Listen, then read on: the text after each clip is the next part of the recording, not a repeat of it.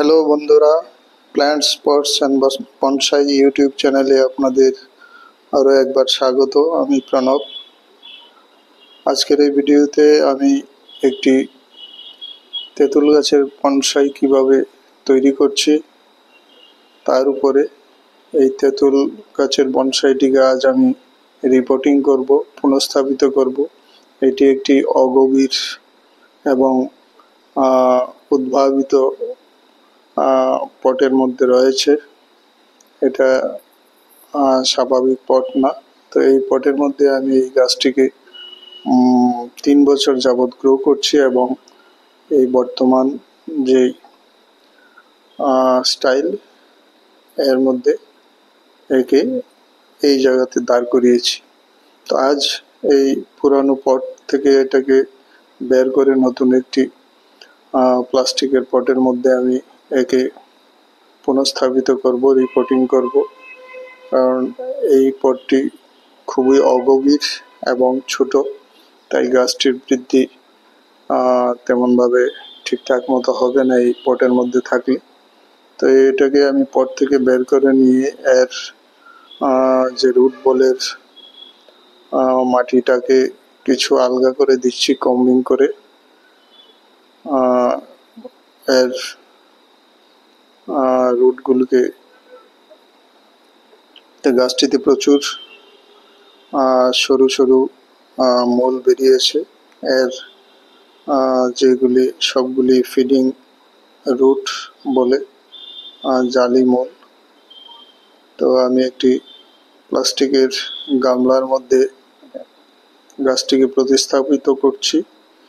গামলাটির নিচে আমি একটি নাইলনের নেট বা ম্যাশ দিয়ে দিয়েছি। তো নিচে নাইলনের জালি দিয়ে দিলে এর যে সরু সরু মূলগুলি সেগুলি আরো বেশি বেশি করে বৃদ্ধি পাবে এবং ফিডার রুটগুলি প্রচুরভাবে তৈরি হবে এবং নির্দিষ্ট কোনো মোটা মূল তৈরি হবে না। আমরা যারা পাত্রের মধ্যে, পটের মধ্যে, কন্টেনারের মধ্যে গাছ করি, সেই সব গাছে মোটা মূলের কোনো প্রয়োজন নেই। গাছে গোড়াতে যত বেশি ফিডিং বা ফিডার রুটস, জালি মূল বেরোবে, ততই গাছের বৃদ্ধি ভালো হবে। আর বনসাইয়ের ক্ষেত্রে যে মোটা মূল গাছকে মাটির সঙ্গে ধরে রাখার জন্য সেই মূলের প্রয়োজন নেই। সেগুলি রিপোর্টিংয়ের সময় আমরা কেটে ছেটে বাদ দিয়ে দিই। তো আমি একটি পটিং মিক্স বা বনসাই সয়েল বলতে পারেন তৈরি করে নিয়েছি। আমার কাছে 1 বছরের আগের তৈরি করা পাতা পচা সার ছিল। এর সঙ্গে কিছু পারলাইট এবং বিভিন্ন কয়েক ধরনের জৈব সার, শিংকুচি, হাড় গুঁড়া, তারপরে কিছু ভার্মি কম্পোস্ট এবং নিমখোল মিলিয়ে এর সঙ্গে একটা এইসব দিয়ে আমি একটা সয়েল মিক্স তৈরি করে রেখেছি। সেই সয়েল মিক্সটাই আমি এই গাছের গোড়াতে পটের মধ্যে ব্যবহার করছি। আমার এই গাছটির বয়স প্রায় 3-3.5 বছর। আমি একটি বীজ থেকে তৈরি করা ছোট চারা দিয়ে শুরু করেছিলাম। তো আস্তে আস্তে এর উপর কাজ করে এই গাছটিকে এই পর্যন্ত এনে দাঁড় করিয়েছি, স্টাইল দিতে পেরেছি। তো এটা একটা আপরাইট ইনফর্মাল স্টাইলে রয়েছে গাছটি। তো এখনো পূর্ণতা পায়নি বনসাইয়ের। আশা করি কয়েক বছরের মধ্যে গাছটি একটি বনসাইয়ের পূর্ণ রূপ নিয়ে নেবে। তো আমি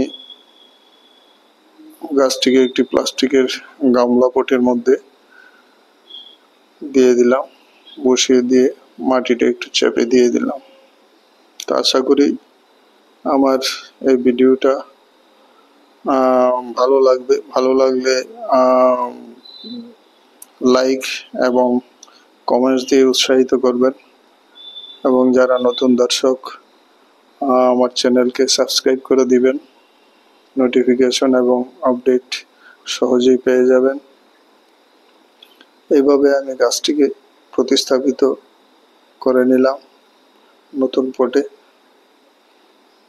তো গাছটি একটা এস আকৃতির, সামান্য এস আকৃতির স্টাইলের মধ্যে রয়েছে।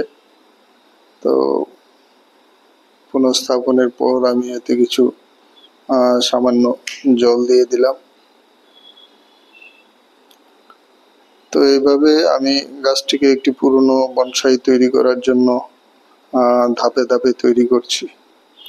সবাই ভালো থাকবেন। নমস্কার।